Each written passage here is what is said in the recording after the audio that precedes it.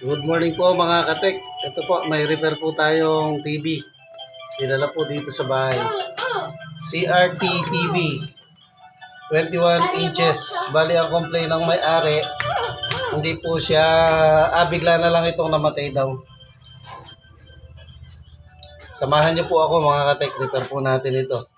Salamat sa Diyos at may repair po tayo ngayon. Pambiling ulam.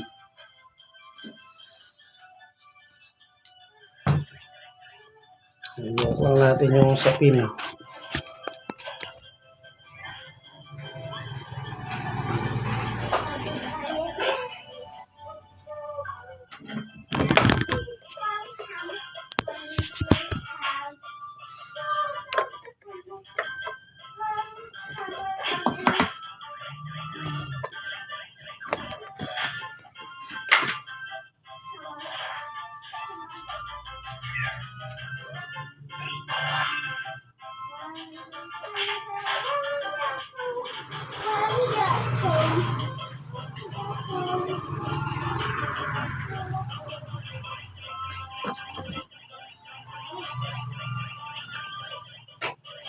Po, baklasin po natin para buksan natin para ma-check natin kung ano po ba yung problema ng TV na to.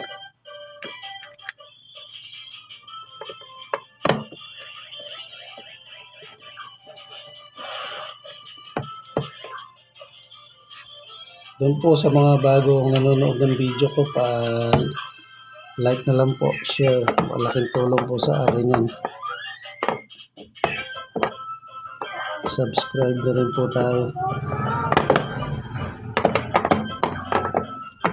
para po updated po kayo sa mga bagong video na i-upload natin.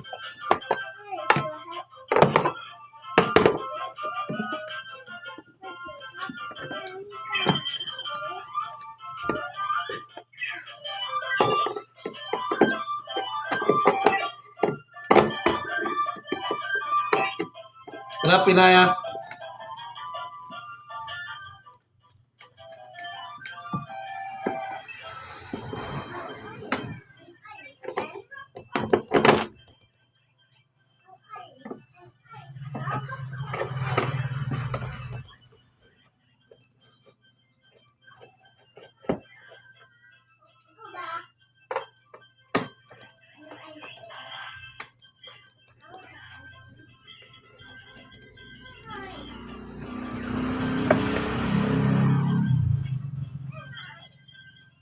Okay.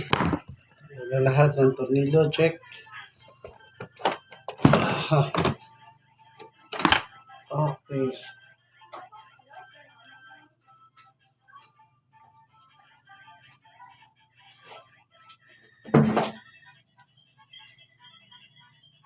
Ito po yung unit natin. Sobrang dumi na rin pala. Grabe. Alikabok mga katek.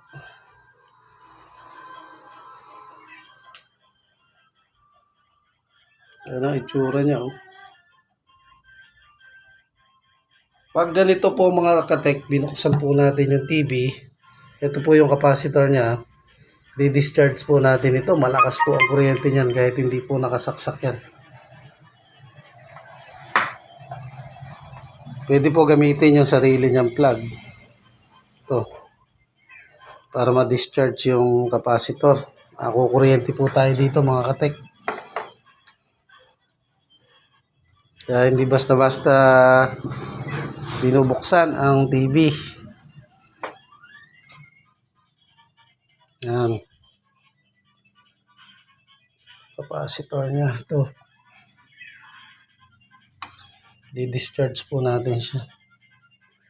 Malakas po ang kuryente nito mga katek. Kailangan discharge natin at least mga 5 seconds man lang. Siguradong safety tayong gagawa. Yan.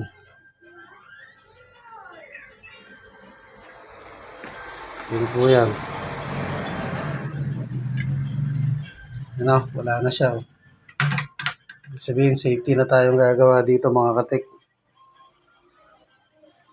Ang complaint po ng ating customer dito, may Bigla na lang daw po itong namatay. Bali, check po natin yung buong unit na to.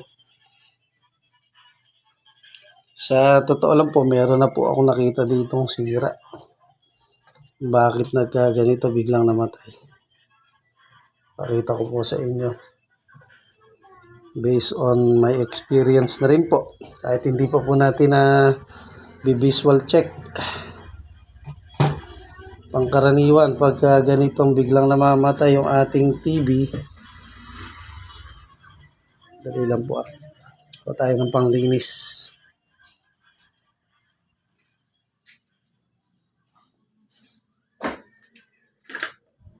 Yan, po tayong toothbrush. Pantanggal dito sa mga dumi-dumi. Linisin natin. Yung IC niya, oh. Grabe. Pwede nang pagtaniman ng kamuting kahoy.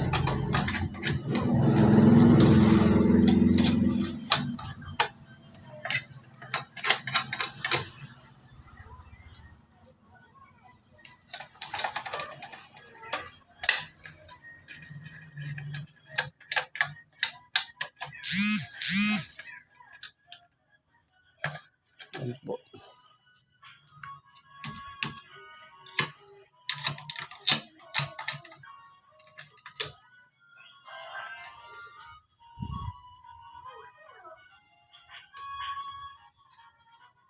Yan, sobrang dumi mga katek.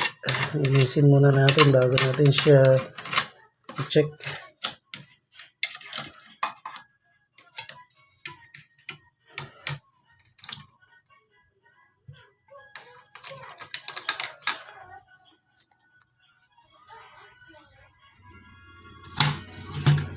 Yan, sa marami pa rin.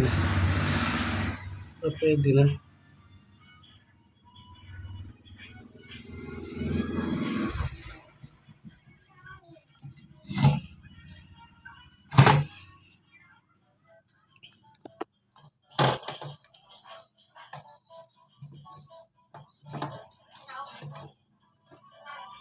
Yan.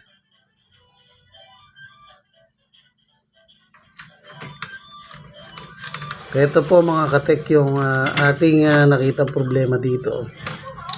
So, basta ganito.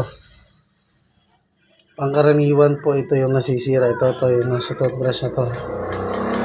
Yung tinatawag po na HOT o yung horizontal output transistor. Yan po ay nagsusupply dito sa unit natin sa TV. Titingnan po natin kung ano yung value niyan mamaya. Hanapan natin yan ng pyesa kung mayroon tayong makita. Sa ngayon, linisan po muna natin siya. Tapos, update ko po kayo sa pangalawang video natin. Upload natin to. Yung makita nyo po yung umaandar na yung unit natin para maganda. Sa ngayon po, yan lang po muna mga katek. At maraming salamat sa inyo. At God bless.